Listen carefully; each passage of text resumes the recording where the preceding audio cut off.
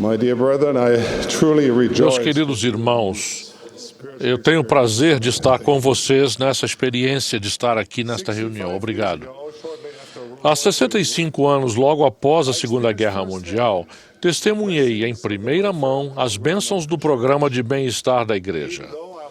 Embora fosse criança, ainda me lembro do doce sabor do pêssego em calda com trigo cozido e do cheiro especial das roupas enviadas no pós-guerra para os santos alemães, doadas por prestativos membros da Igreja dos Estados Unidos. Sempre vou me lembrar disso e nunca me esquecerei. Sempre terei muito carinho por aqueles atos de amor e bondade para nós que passávamos grande necessidade. Essa experiência pessoal e o aniversário de 75 anos do inspirado Plano de Bem-Estar me fizeram refletir novamente sobre os princípios básicos de como cuidar dos pobres e necessitados, torná-los autossuficientes e servir ao próximo. Às vezes consideramos o bem-estar simplesmente outro tópico do Evangelho, um dos muitos ramos da árvore do Evangelho. Mas creio que no plano do Senhor, nosso compromisso com os princípios do bem-estar deve permanecer na própria raiz de nossa fé e devoção a Ele. Desde o princípio dos tempos, nosso Pai Celestial expressou-se com grande clareza sobre esse assunto, em súplicas gentis tais como: se me amares, te lembrarás dos pobres e consagrarás de tuas propriedades para sustento deles. Em mandamentos diretos. E em todas as coisas, lembrai-vos dos pobres e necessitados, dos doentes e dos aflitos, porque aquele que não faz estas coisas não é meu discípulo. E em alertas enfáticos. Portanto, se algum homem tomar da abundância que fiz e não repartir sua porção com os pobres e os necessitados de acordo com a lei do meu evangelho, ele, com os iníquos, erguerá seus olhos no inferno, estando em tormento.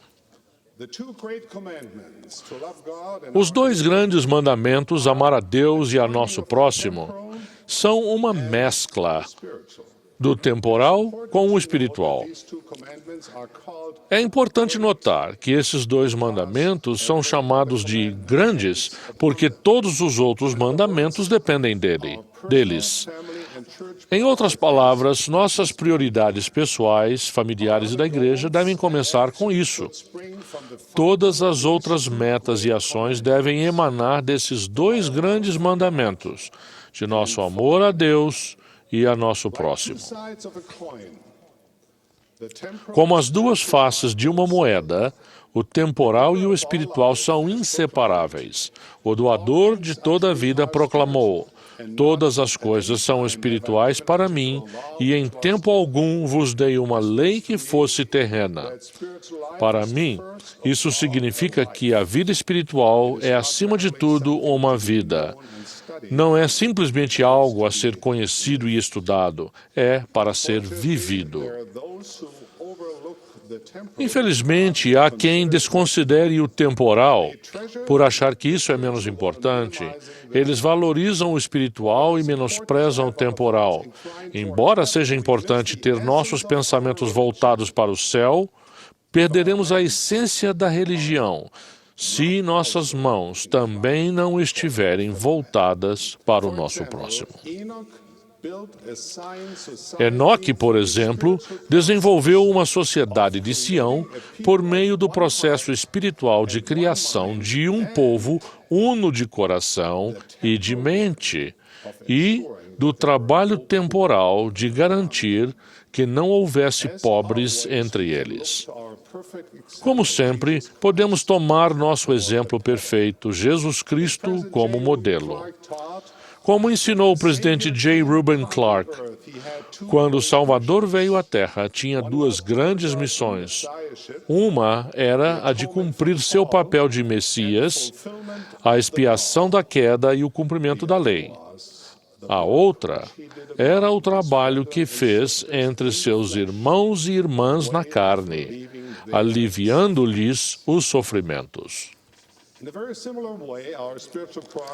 De modo semelhante, nosso progresso espiritual está inseparavelmente vinculado ao serviço temporal que prestamos aos outros. Um complementa o outro. Um sem o outro é um arremedo do plano de felicidade estabelecido por Deus. Há muitas boas pessoas e organizações no mundo que procuram atender às prementes necessidades dos pobres e necessitados de toda parte. Somos gratos por isso, mas a maneira do Senhor de cuidar dos necessitados difere da maneira do mundo. O Senhor disse: é necessário que seja feito a meu modo. Ele não está interessado apenas em nossas necessidades imediatas, ele se preocupa com o nosso progresso eterno. Por esse motivo, a maneira do Senhor sempre incluiu a autossuficiência e o serviço ao próximo, além da atenção dada aos pobres. Em 1941, o rio Gila transbordou e inundou o Vale Duncan, no Arizona. Um jovem presidente de estaca chamado Spencer W. Kimball reuniu-se com seus conselheiros, avaliou os danos e enviou um telegrama para Salt Lake City pedindo uma grande soma em dinheiro. Em vez de enviar o dinheiro, o presidente Heber J. Grant enviou 3 homens, Henry D. Moyle, Marion G. Romney e Harold B. Lee. Eles conversaram com o presidente Kimball e ensinaram-lhe uma importante lição. Este não é um programa do tipo "me dá", disseram eles. É um programa de autoajuda. Muitos anos depois, o presidente Kimball disse: creio que teria sido muito fácil para as autoridades gerais enviar-nos o dinheiro, e não teria sido muito difícil sentar-me em minha sala e distribuí-lo. Mas quantas coisas boas nos aconteceram quando centenas de nossos próprios membros foram a Duncan e edificaram cercas e empilharam feno e fizeram todas as coisas que precisavam ser feitas. Isso é autoajuda. Seguindo a maneira do Senhor, os membros da estaca do presidente Kimball não apenas viram suas necessidades imediatas serem satisfeitas, mas também desenvolveram autossuficiência, aliviaram o sofrimento e cresceram em amor e união ao servirem uns aos outros. Neste exato momento, há muitos membros da igreja que sofrem. Estão famintos, financeiramente apertados e se debatendo com todo tipo de aflição física, emocional e espiritual. Oram com toda a energia de sua alma, pedindo alívio e socorro. Irmãos, não pensem que isso é responsabilidade de outra pessoa. É minha e é sua responsabilidade. Estamos todos convocados. Todos significa todos. Todo portador do sacerdócio arônico e de Melquisedeque, ricos e pobres, de todos os países, em todo o mundo. No plano do Senhor, todos podem contribuir com alguma coisa. A lição que aprendemos geração após geração é que tanto os ricos quanto os pobres, todos têm a mesma sagrada obrigação de ajudar o próximo. É preciso que todos trabalhemos juntos para aplicar com sucesso os princípios do bem-estar e da autossuficiência. Muito frequentemente notamos as necessidades ao nosso redor, esperando que alguém vindo de longe apareça por mágica para atender às suas necessidades. Talvez esperemos a chegada de especialistas com conhecimento especializado para resolver problemas específicos. Quando fazemos isso, privamos nosso próximo do serviço que poderíamos prestar e privamos-nos da oportunidade de servir. Embora nada haja de errado em relação aos especialistas, encaremos o fato: nunca haverá um número suficiente deles para resolver todos os problemas. Em vez disso, o Senhor colocou o seu sacerdócio e sua organização à porta de nossa casa em todo o mundo, em todos os lugares onde a igreja está estabelecida. E bem a seu lado, ele colocou a sociedade de socorro. Como nós, portadores do sacerdócio, sabemos, nenhum projeto de bem-estar terá sucesso se deixar de usar os extraordinários dons e talentos de nossas irmãs. A maneira do Senhor não é sentar-nos ao lado da correnteza e esperar a água baixar para cruzar o rio. É unir-nos, arregaçar as mangas, trabalhar e construir uma ponte ou um barco para atravessar as águas dos nossos desafios. Vocês, homens de Sião, vocês, portadores do sacerdócio, são os únicos que podem liderar e levar alívio aos santos, aplicando os princípios inspirados do programa de bem-estar. É sua missão abrir os olhos, usar seu sacerdócio e trabalhar à maneira do Senhor. Durante a Grande Depressão, os líderes da igreja pediram a Harold B. Lee para encontrar uma resposta para a pobreza, aflição e fome que eram opressivas e afetavam tantas pessoas naquela época em todo o mundo.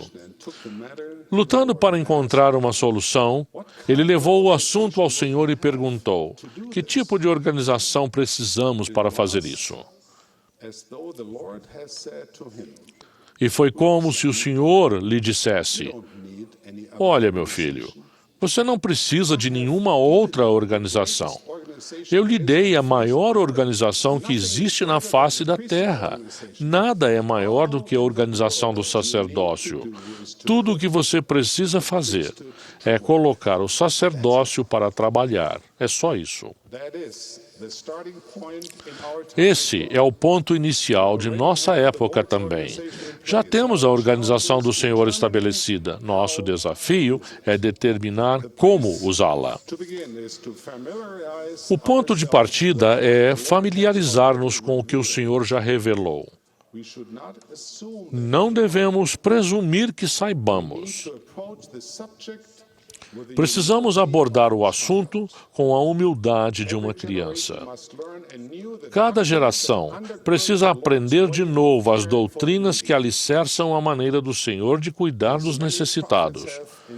Como muitos profetas nos instruíram ao longo dos anos, os princípios de bem-estar da igreja não são simplesmente boas ideias, são verdades reveladas por Deus. São a sua maneira de ajudar os necessitados. Irmãos, estudem primeiro os princípios e doutrinas revelados. Leiam os manuais da igreja referentes ao bem-estar. Tirem proveito do site da internet providentliving.org. Releiam o artigo de Aliahona de junho de 2011 sobre o plano de bem-estar da igreja. Informem-se sobre a maneira do Senhor de prover o sustento de seus santos. Aprendam como os princípios do auxílio aos necessitados, serviço ao próximo e autossuficiência se complementam. A maneira de autossuficiência do Senhor envolve de forma equilibrada muitas facetas da vida, incluindo educação, saúde, emprego, finanças da família e força espiritual. Familiarizem-se com o moderno programa de bem-estar da igreja. Depois de terem estudado as doutrinas e os princípios de bem-estar da igreja, procurem aplicar o que aprenderam às necessidades das pessoas que estão sob sua mordomia. O que isso significa é que, em grande parte, vocês vão ter que descobrir por si mesmos. Cada família, cada indivíduo, cada congregação, cada área do mundo é diferente. Não há uma resposta padrão que resolva tudo no bem-estar da igreja. Vocês vão ter que traçar um curso condizente com a doutrina do Senhor que corresponda às circunstâncias de sua área geográfica. Para implementar os princípios divinos do bem-estar, vocês não precisam olhar sempre para Salt Lake City. Em vez disso, vocês precisam examinar os manuais, olhar para seu coração e para o céu. Confiem na inspiração do Senhor e sigam a maneira dele. No final, precisarão fazer em sua área o que os discípulos de Cristo fizeram em todas as dispensações: aconselhar-se uns com os outros, usar todos os recursos disponíveis, buscar a inspiração do Espírito Santo, pedir ao Senhor sua confirmação e depois arregaçar as mangas e pôr mãos à obra. Faço-lhes uma promessa: se vocês seguirem esse padrão, receberão orientação específica para a quem, o que, quando e onde prover a maneira do Senhor. As promessas proféticas e as bênçãos do bem-estar da igreja, de prover a maneira do Senhor, estão entre as mais magníficas e sublimes que o Senhor proferiu para seus filhos. Ele disse: se abrires a tua alma ao faminto e fartares a alma aflita, então a tua luz nascerá nas trevas e a tua escuridão será como o meio-dia. E o Senhor te guiará continuamente. Quer sejamos ricos ou pobres, independentemente de onde moramos, todos precisamos uns dos outros, pois é ao sacrificar nosso tempo, talentos e recursos que nosso espírito amadurece e se torna refinado. Esse trabalho de prover a maneira do Senhor não é apenas mais um item da lista de programas da igreja. Ele não pode ser negligenciado nem deixado de lado. É um ponto central de nossa doutrina, é a essência de nossa religião. Irmãos, temos o grande e especial privilégio, como portadores do sacerdócio, de colocar o sacerdócio para trabalhar. Não podemos desviar o coração ou a mente da obrigação de nos tornarmos mais autossuficientes, de cuidar melhor dos necessitados e de prestar serviço compassivo. As coisas temporais são entrelaçadas com as espirituais. Deus deu-nos esta vida mortal e os desafios temporais que a acompanham como um laboratório no qual podemos crescer e nos tornar os seres que o Pai Celestial deseja que nos tornemos. Que compreendamos o grande dever e a bênção que advém de seguir e de prover a maneira do Senhor. É a minha oração, no nome sagrado de Jesus Cristo. Amém.